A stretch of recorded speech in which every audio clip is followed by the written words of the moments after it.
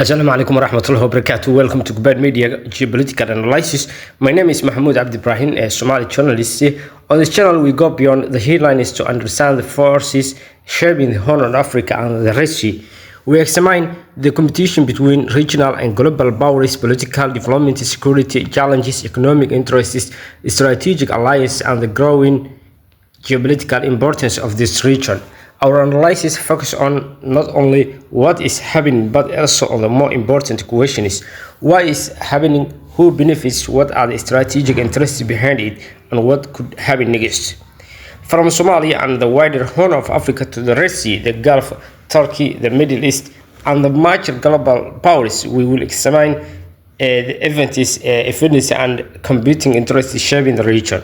We will distinguish between facts, political claims, and analysis, and where is possible, we will examine credible sources and available evidence.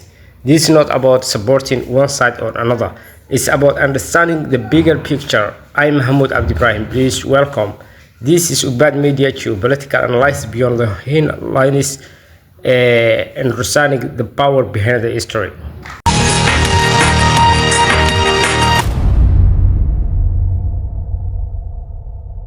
Let me start. Somalia political landscape is once again facing a serious debate over the influence of foreign powers, particularly the role of Turkey in Somalia domestic politics.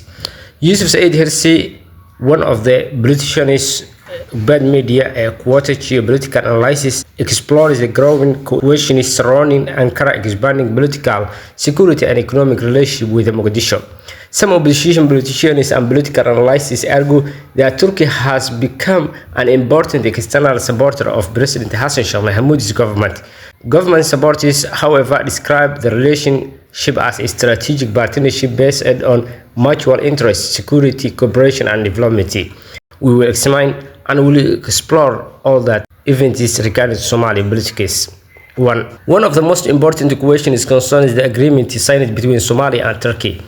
There has been political debate over whether Somalia's parliament has had sufficient opportunity to explore and evaluate all aspects of major agreements involving security, natural resources, maritime affairs, and national sovereignty. Yusuf Said Hirsi, one of the Somali political actors, asks a fundamental constitutional question: who ultimately has the authority to approve agreements that may affect Somalia's sovereignty, security, and national resources? Every sovereign government has right to enter international agreements. However, agreements of major national importance should be subjected to transparency, constitutional procedures, and public accountability. Turkey's role during political crisis. Another important issue is Turkey's role during political disputes between Somali federal government and federal member states, including Southwest State and Jubaland. Critics argue that Ankara may find it difficult to act as a completely neutral actor of its political, security, and economic relationship is closely connected to Villa Somalia. The central question raised by Yusuf Said Hirsi is Turkey simply a strategic partner helping Somalia achieve stability, or its growing involvement gradually extending in Somalia domestic political affairs? There have also been claims regarding the presence of or activities of foreign security and intelligence personnel in Somalia during a period of political tension. In such activities exist, the Somali public and parliament deserve clarity regarding their mandate, purpose, legal basis, and limits. Military assistance of political influence. Turkey has provided Somalia with military training, equipment, and security assistance. Such cooperation can play an important role in strengthening Somalia's national security and its fight against militant groups. However, Yusuf Said Hirsi argues that an important distinction must be mentioned. Military assistance intended to strengthen national security should not become an instrument for resolving political disputes between Somalia's federal government and its federal member states. Transparency regarding military agreements and the use of free and provided equipment is therefore essential. Warships and the question of sovereignty. Another controversial issue concerns land and development projects associated with Turkey in Somalia, including reported concerns surrounding warships, claim that local residents may have been displaced in connection with a potential space satellite or airspace related project require serious investigation. If Somali citizens have been displaced to make way for foreign-backed project, several questions must be answered. Who authorizes the project? Who legally owns the land? What rights do local communities have? What compensation mechanisms exist? What does the agreement between Somalia and Turkey actually say? Who will ultimately control the facility? Yusuf Said Hirsi emphasizes that questions of this magnitude cannot be resolved through political accusations alone. They require the community's parliamentary oversight, independent investigation, and public available information. Somali opposition politicians have increasingly expressed concern about what they describe as growing foreign influence in Somalia's political affairs. Some members of the public are also concerned that the close relationship between Ankara and Mogadishu could eventually affect the relationship between the federal government and Somalia federal member states. This raises a broader geopolitical question. Is Somalia engaging with Turkey as a separate state protecting its national interests, or is the relationship developing into a form of political and security dependency?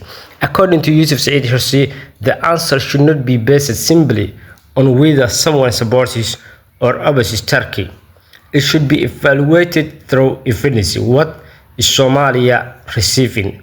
What is Somalia giving in return? And who has reviewed and approved these agreements?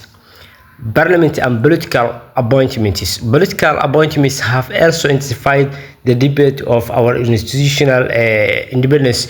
If key government and parliamentary positions increasingly go to individuals perceived as closely aligned with the presidency, questions may arise concerning the independence of state institutions.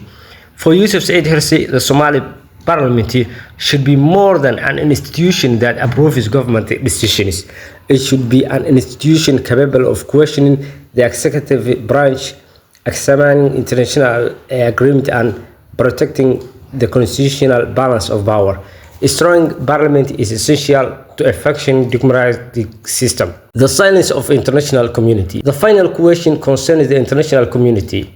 If credible evidence emerges of foreign interference, constitutional disputes, the political use of military assistance, or the displacement of civilians connected to foreign-backed projects, this silence can provide a sustainable solution.